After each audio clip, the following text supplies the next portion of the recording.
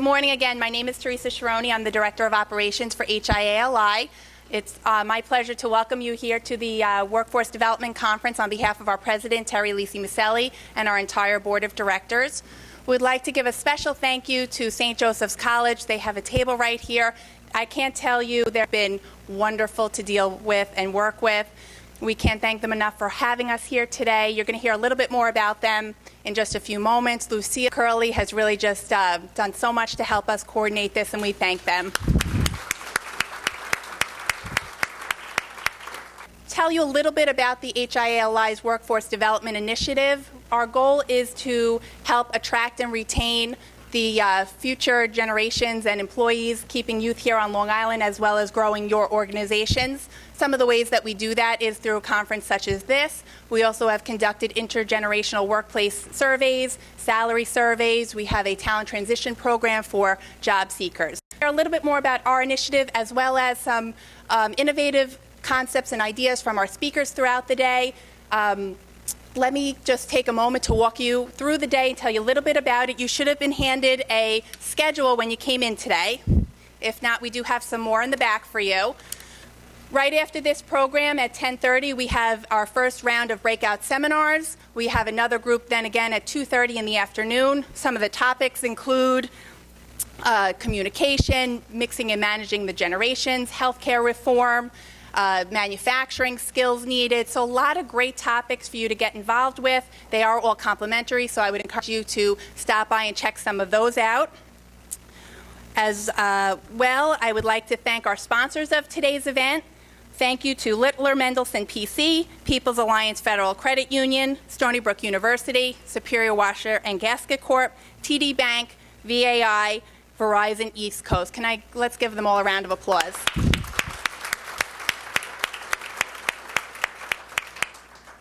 I just would like to encourage you, our sponsors as well as some other exhibitors are in the two rooms right outside of this. Please go visit them after the breakfast this morning. They all have a lot of great things to offer, a lot pertaining to workforce development. Also just wanted to mention, back in this room at 12 o'clock is our executive luncheon talking about the future of youth on Long Island. We have Dawn, president of DJS Events and the founder of Long Island Elite, who will be speaking, as well as will be awarding several $1,000 scholarships to HIA members, employees, children who are staying here on Long Island at their college or trade school. So I invite you to come back and join us at 12 in this room. Now it's my pleasure to introduce HIA-LI's president, Terry Maselli. Thank you. So welcome again, everyone, and welcome to our HIA-LI Workforce Development Conference. You know, it's interesting, as you look at a vertical conference like this, I know many of you were at our trade show, which volume obviously was different, but this is a very unique opportunity for us to look at successful companies that have, typically in this type of economy, several things in common. Number one, they are optimistic about the future. So, you know, as you look at the unemployment rate on Long Island, this morning was 6.7% compared to the national average, which is 9.1%. So we need to be somewhat optimistic, yet realistic about that, because as we know, some of our families are out of jobs and our friends are out of jobs, so we're, you know, conscious to that and sensitive to that. Yet understand that we're doing better than what's happening in the nation, and we're doing some wonderful things. And the second thing those companies have in common is they really understand that they have good people. They seek good people. They understand how to retain and train good people. They have great intern programs and many things working in their organizations. And the third thing that ties that all together is they genuinely understand in this economy that the ability to stay optimistic really has a lot more to do with developing their people than some other companies might think, and really understanding how that workforce dynamic works. So that's what this conference is all about. We're going to look at opportunities, some solutions to that, certainly, and ways that we can move forward in a more aggressive and assertive way. For the third year in a row, we are awarding a Workforce Development Award. And one of the reasons why we really looked at a Workforce Development Award is we really wanted to recognize commitment and a continuing effort to, again, some of the things that organizations are doing to really encourage and to retain their workforce. So this year, I'm excited to tell you that Biotech's Medical Systems is the recipient of this award. Help us welcome up Gary Borello, who some of you know, many of you know, who is the Vice President of HR and Organizational Development, and help us congratulate Biomedical Systems. Really, just I want to say thank you to the Hopog Industrial Association. I want to absolutely recognize my colleagues that are here today, my partners in crime, the entire executive team, as well as my HR partners in crime. Certainly is a recognition of the company, not of me. Let me introduce. And for all of you in the audience. Gigi Lamans. She is the Associate Vice President for Management for St. Joe's College. Thank you. Move this business forward.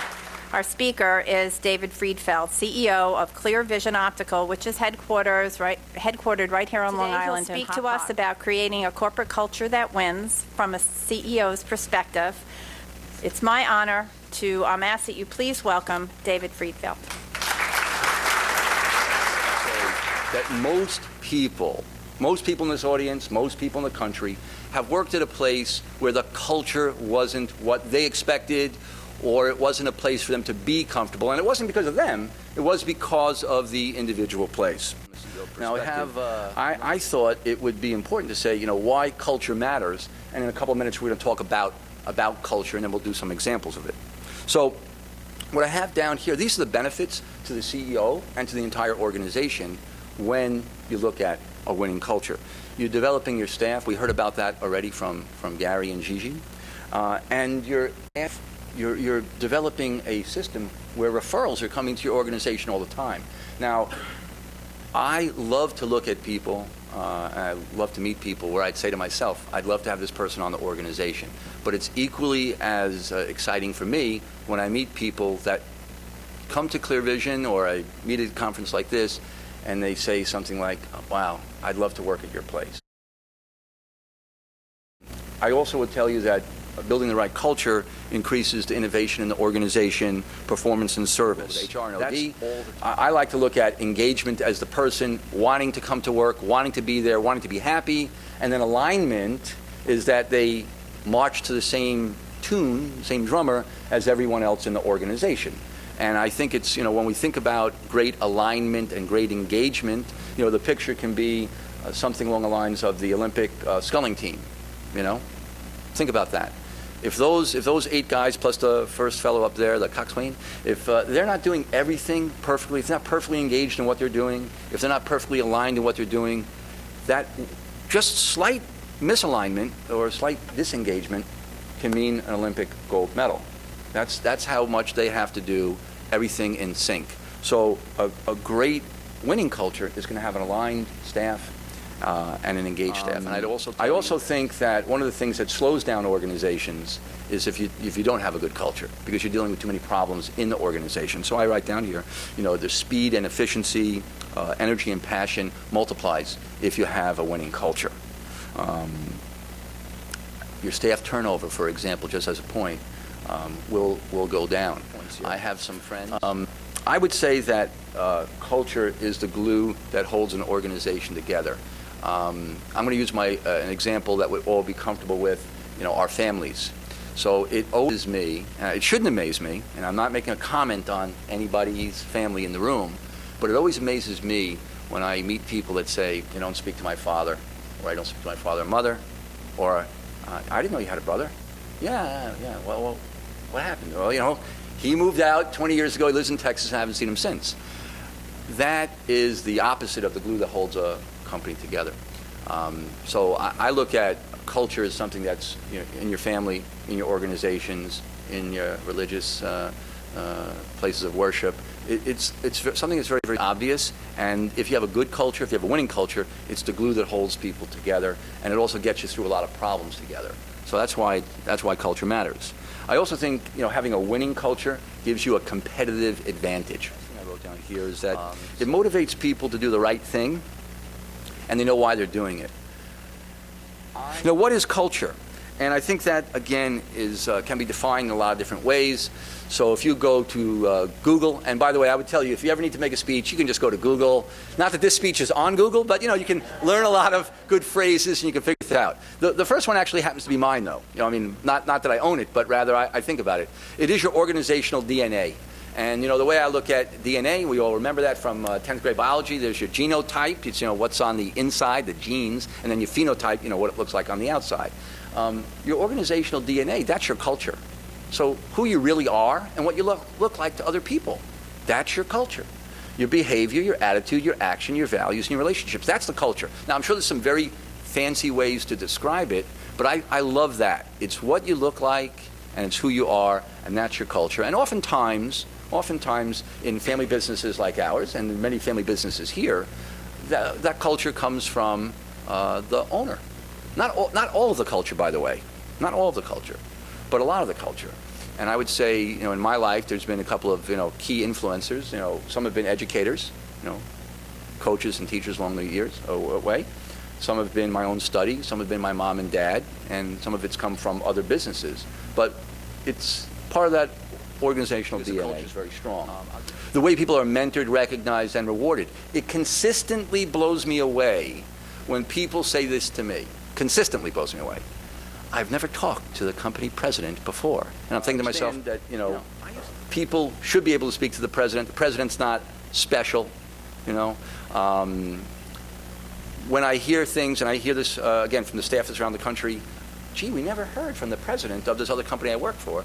I said, you got to be kidding me, because I leave voicemails almost weekly for the sales staff. Yesterday, a job to talk to the employees or talk to salespeople is because I want people to understand this is my company. You're supposed to be able to say this unfiltered. And yesterday, the fellow that I spoke with from Colorado, he kind of apologized at the end. He said, I know I hammered you pretty hard today. I go, no, you hammered me hard. I took notes. I know what I have to do, and we'll take care of that stuff. Doing well. Okay, creating a winning culture. I think that that was what Terry asked me to speak about.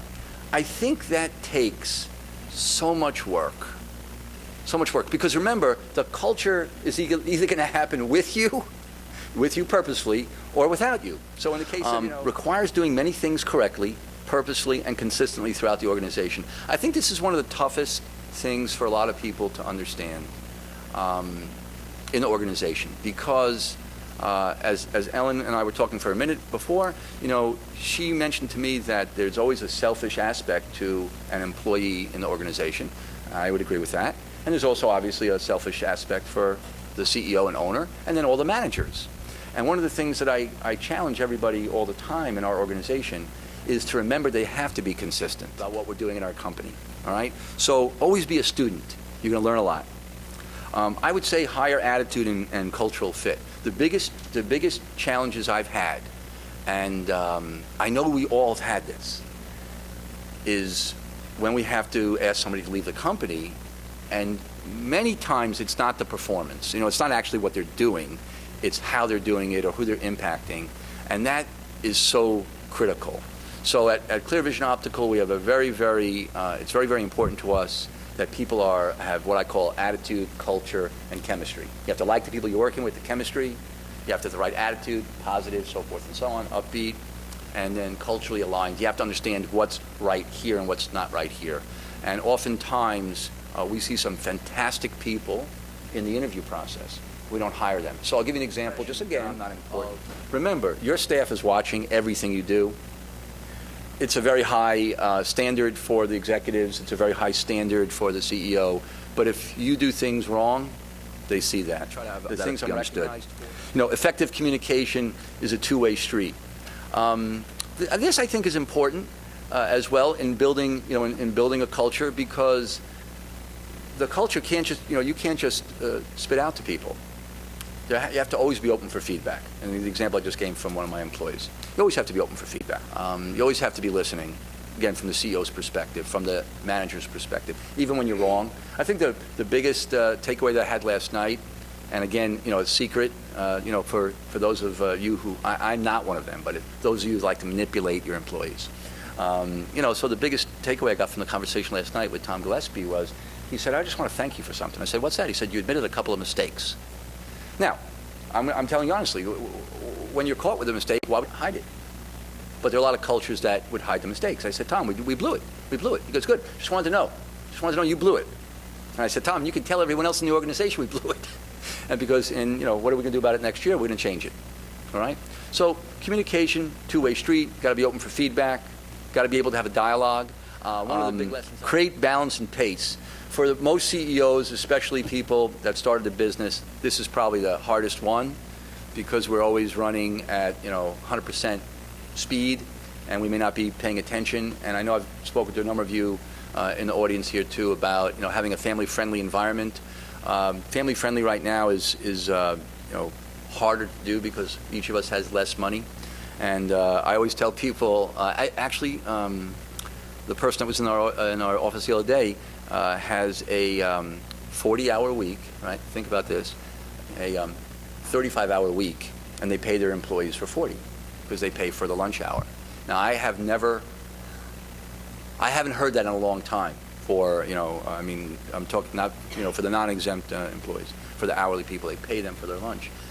And the person was talking to me and said, we're having a tough time because now we've been doing this for X many years in our organization, but the profits are tougher and we may have to actually tell people we can't pay you for your lunch anymore. I was flabbergasted because I'm the kind of guy that would love to say, hey, look, if we could pay everyone for 50 hours a week and you work 35 and we got our work done, I'd be the first guy to say that. I would love to do that because that also means that I, as the owner of the company, I must be rolling in the dough. So I'm happy to give it to other people if I'm rolling in the dough. But the truth is being family-friendly is tough. And I know all of us are being challenged by that right now. I would say, and we'll talk about a couple of things, I would say it's still important to do the best you can, again, if you want to build a winning culture. So the balance that we're talking about is in work and home. Delegate responsibilities. I think in a winning culture, that's something I had to learn because my father probably delegated more easy because I was a son, but I didn't have any work experience learning how to delegate. And I think that's one of the toughest things for a CEO, especially if they have a high standard and they think they're the only one that can do it and they're the brightest person and they have to proofread everything. Sound familiar, Jen? But delegating responsibilities, I think, are very empowering for the CEO. And I think the benefit to the culture is that people that work with you, understand that you're giving them a responsibility. And that if they're good employees and the culture is very strong, they'll understand that they have to perform at a high standard. And when they let you down, they'll tell you, geez, you're right, I dropped the ball on this one. You gave me that responsibility. I didn't perform at the level that's consistent with Clear Vision Optical standards. So delegating, I think, builds a strong organization as well. Consistently mentor and challenge. I love doing this. This is probably one of my favorite parts of business.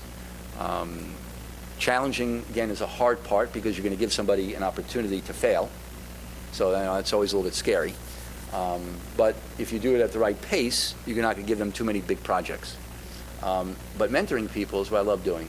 And having somebody come into my office, usually if they're just there for any reason, they want me to sign a check or they want me to read something or whatever, and they just say, can I come in for a minute? It doesn't matter who it is.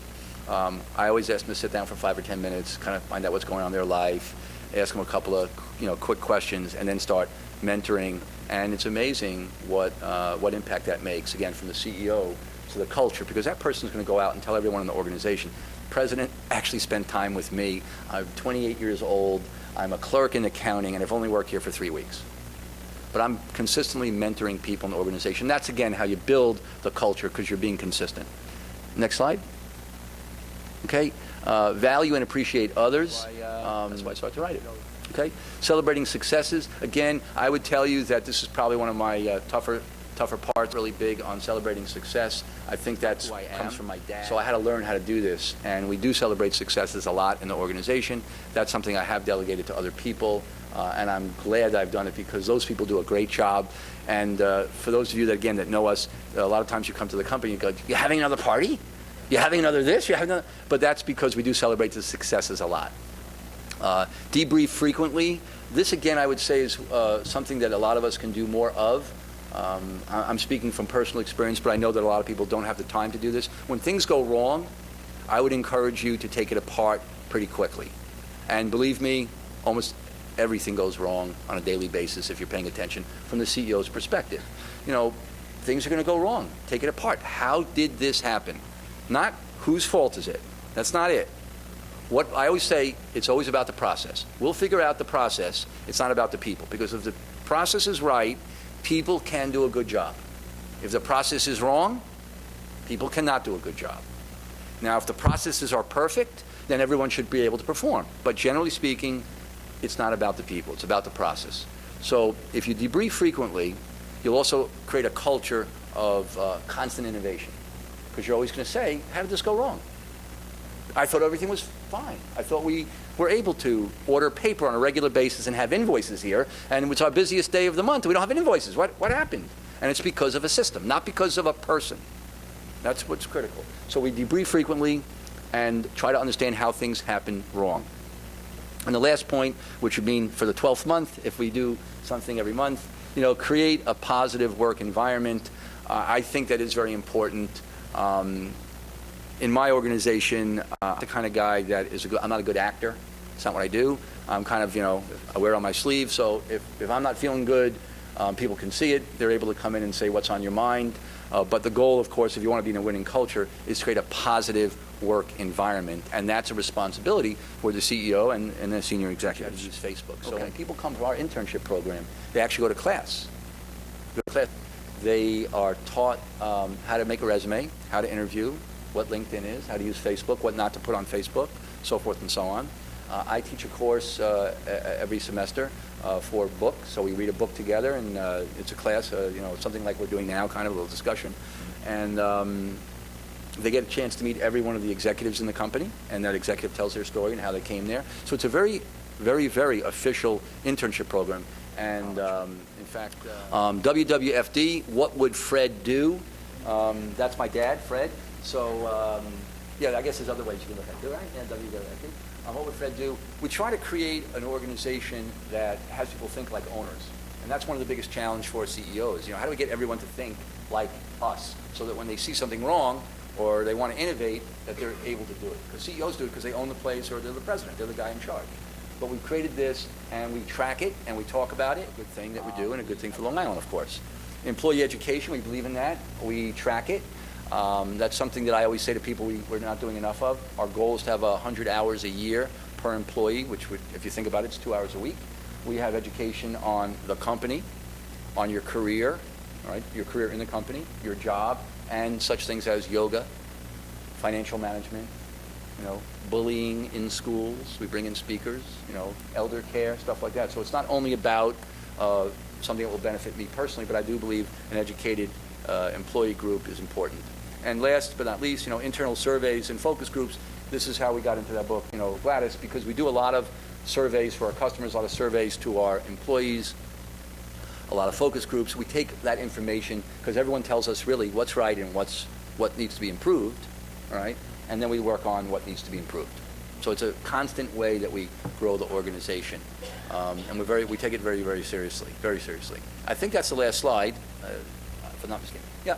An organization's key to long-term success is in its ability to build and maintain a winning culture. I should have put down there thank you and my email address and the website, but, you know, I can give you a business card and you can get all that. So I just want to say thank you for letting me do this. Let me have a good time.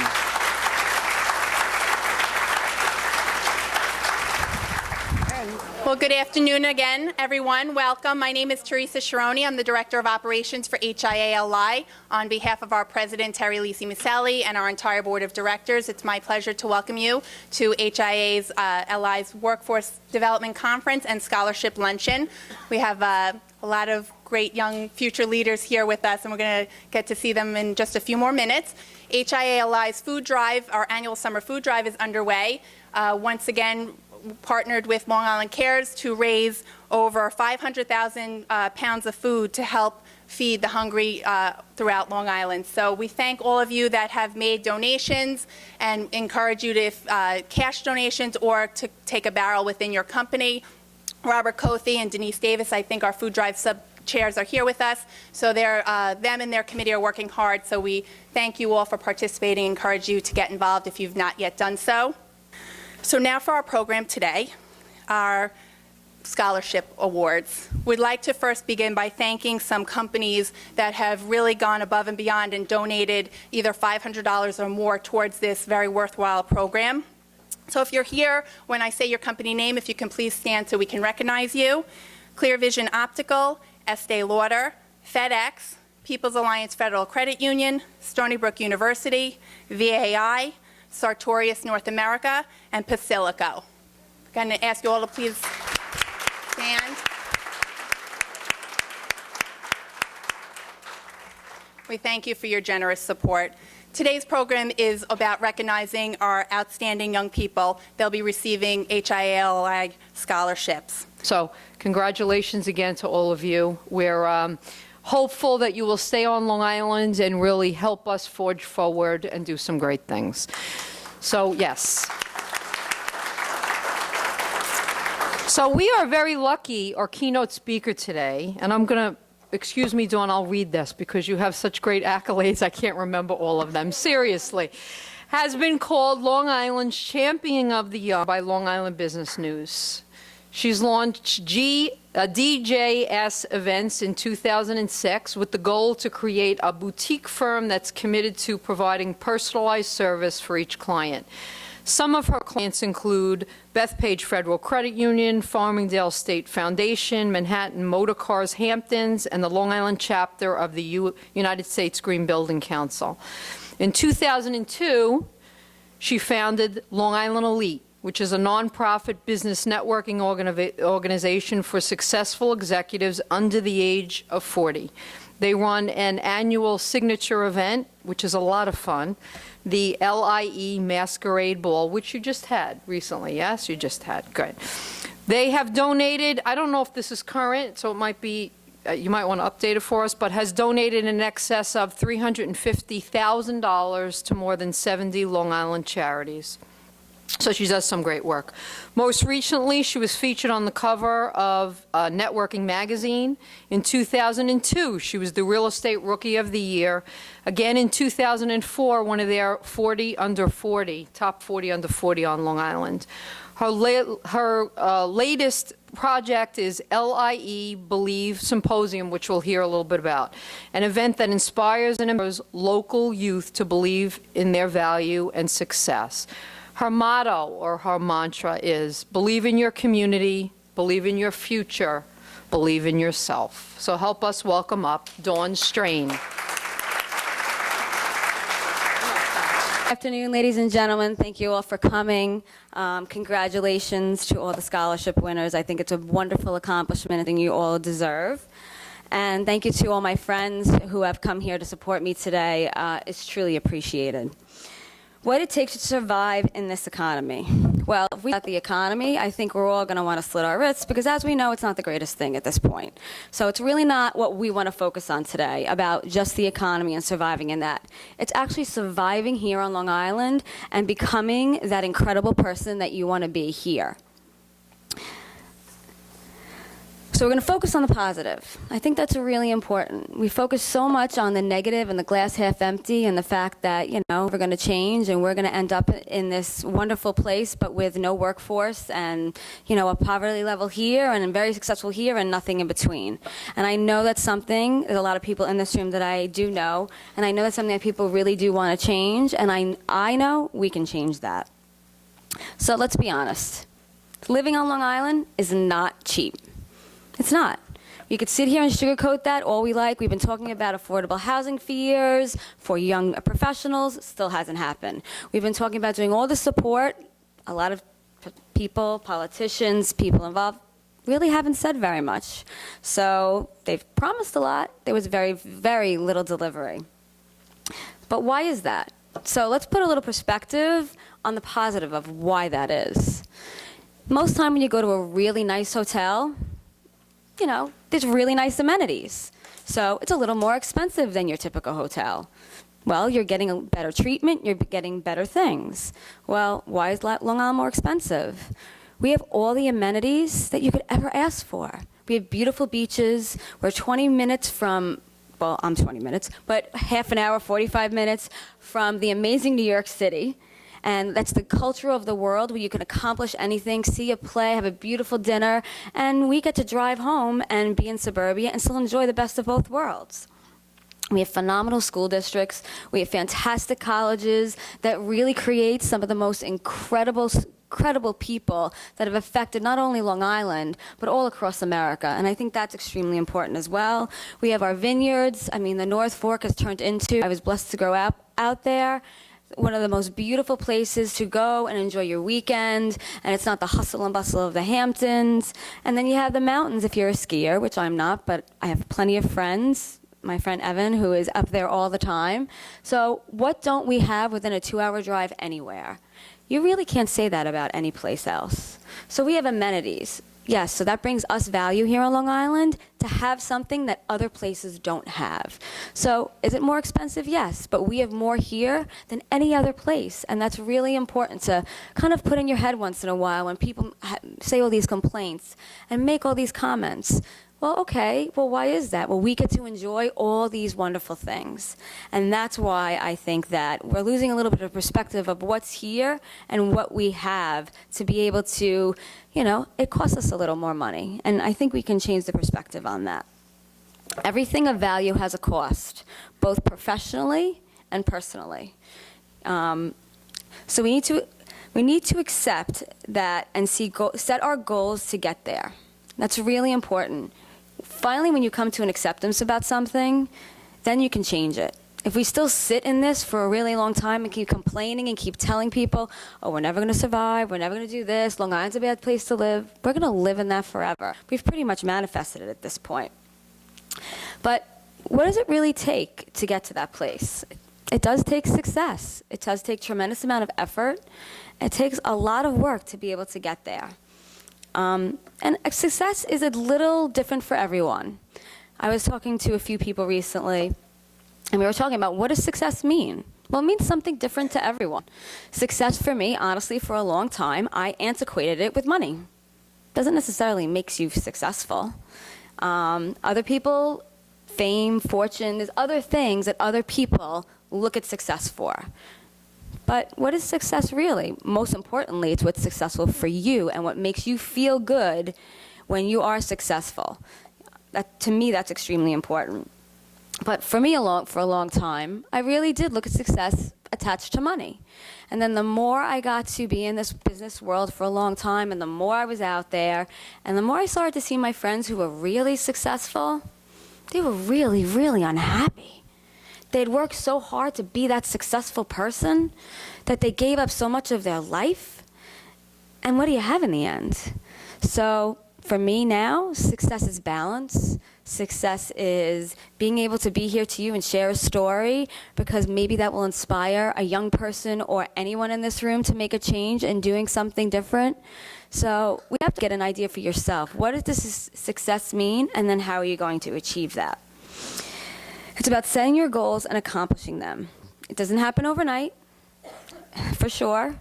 It's not like you're going to walk out of college and they're going to give you a $50,000 job, and in a couple of years you're going to get an $80,000 job, and you can live life on Long Island happy and nothing's ever going to change. That's really not realistic. Time, sacrifice, and a tremendous amount of commitment. Choosing something that fulfills you. We were talking about this a few minutes ago. You'll hear a little bit of my long list of jobs that I've had in my life. And I would probably say 20% of them I liked. And those are the ones that I was really successful at. The ones that I took just to take a job, not so successful at. The more passion you have about what you do, the more that you will stand behind it, and that passion will go into the other people around you. It'll go into your employees. It'll go into everything. And I think that is really the key, and something else that's so important. Not being afraid to make mistakes, and not being afraid to admit the mistakes you make. Talk to the people around you and learn how to not make that mistake again. We've all made mistakes. I have very many friends in this room who are extremely successful and had great failures, including myself. But did you learn from them? You have to, because if you don't, you're going to keep repeating the same mistake over and over and over again. And that is something that, I've seen so many times, I've tried to, and many of us, because I have a lot of friends in the room, have tried to encourage other people, well, maybe not do it this way, maybe that way. Well, I'm learning these days that I just tell them, you messed up, and if you do it this way next time, it might work. Some people will take advice, and the ones that do, they'll grow, and they'll grow into stronger, more successful people. And that's really important as well. So from all those little elements, all those little key things is really important. It takes a lot of hard work, and it takes your own transformation as you grow and you change in this community to build you into a really successful leader. Once real estate started I was able to clear my drawer out. If anybody's in real estate, it's an all commission thing, so it's a lot of pressure for a young person to really be successful very quickly. And the person I was partnered with decided to leave. I decided to stay, and it got to the point where I didn't have enough momentum to become what I could have become in that industry. And strangely enough, I got a call from Citibank, and they offered me a job in business development. Well, I didn't really know a lot about the corporate world. If I did at the time, I probably would have said no. But I said, it's worth the chance. So I was there for 2 years, and the cold corporate world is probably not a place for Dawn at all. And I decided through all these experiences that maybe I should start working for myself. I wasn't really sure about what that was. In this whole process, within the last 5 years of that, I started an organization called the Long Island Elite. I noticed that all these networking groups all over Long Island, which there are so many of them, there were, at that point, which was about 10 years ago, there was a lot of men, and there were a lot of men, I would say, over 55.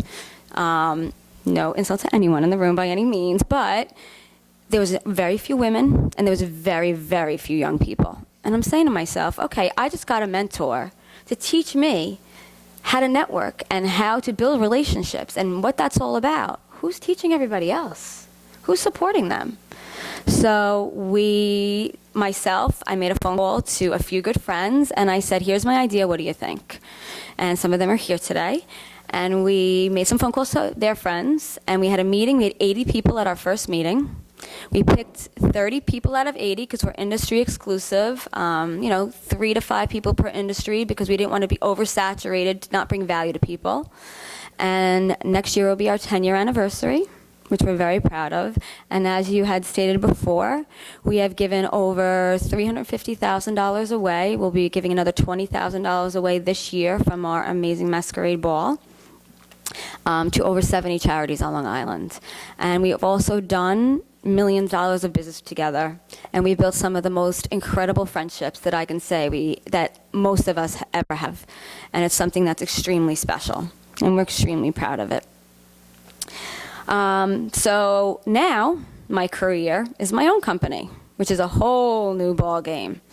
My dear friend Jeff Cohen, who's sitting over there, said to me one day, you really love what you do. You love all these events. I was putting the masquerade on for LIE. I was helping EAC, Education Assistance Corporation, build their luncheon. I was donating all my time on the side to build all these beautiful, great events. Okay, so now what? Jeff said, why don't you do what you love? He's like, Dawn, you're really good at this. Do what I love, really? That's going to be like a career? And, I didn't know. No one was telling me, do what you love, do what you're passionate about. So I said, all right. I kind of threw a name out there, and all of a sudden I get this paperwork on my desk, and I'm like, he was serious. I'm like, all right, I really don't like that name. And he goes, well, you better pick a different one and tell me quick, because this is happening. I was like, all right. And that's how DJS Events started. I was blessed because of my networking and charity involvement to get right out of the gate. I got a $60,000 job with Bethpage Federal Credit Union to run a huge conference in Manhattan for them. And that's how I started my business. Now, that usually doesn't happen very often, but I felt extremely blessed that someone believed in me, Linda Arman. She knew my abilities. I planned some events with her for charity, and she said, Dawn, I trust nobody else to do this, and I would love to give you the opportunity. So that was my first out of the gate. And it was something that is extremely, extremely proud of. And at this point, DJS Events, we do every type of event that you can imagine. I have some of my girls who want to focus on weddings, others want to focus on charity events. But I am proud to know that every time somebody walks out of our events, they had a good time, they can't wait to come back. And when it comes to a charity, every charity we've ever worked with, we've helped them build a stronger event and raise more money. So all goals we accomplish, and we're very proud of what we do. LIE now is in a totally different place. We're 10 years strong. 10 years strong, actually, next year. We have 75 members. We have our annual masquerade ball at Ohika Castle every year, and for those of you who attended, you know it's definitely a party. We have a different theme every year. This year was Oz, so we had the scarecrows, lions, no Dorothy. But it's really a magical night where not only it's a fundraiser for Long Island charities, but at the same time, it's a night that you get to meet a lot of amazing people in a very different environment. And that's something else that was important for us to create at the end. Then we started Believe. So Believe started the Believe Symposium. This is now our new annual event. And it was about 2 years ago in discussions. I got all my friends in the high-end business world, the Linda Armans, the Dave Widmeers, Mark Preiser, Michael Gates from Newsday. All these people came to the table with this big idea that Dawn had. And I would tell you, they kind of believed me. My board was like, we're not sure this is going to happen. So 2 years and a lot of making. The Believe Symposium is an event, to, as you had said, to inspire young people to believe everything that they can be. Believe in your future, your community, and yourself. And why is that important? Well, I believe what we have created in Long Island and what we have manifested at this point is a lot of negativity around not being successful here. We've heard politicians tell us all these things.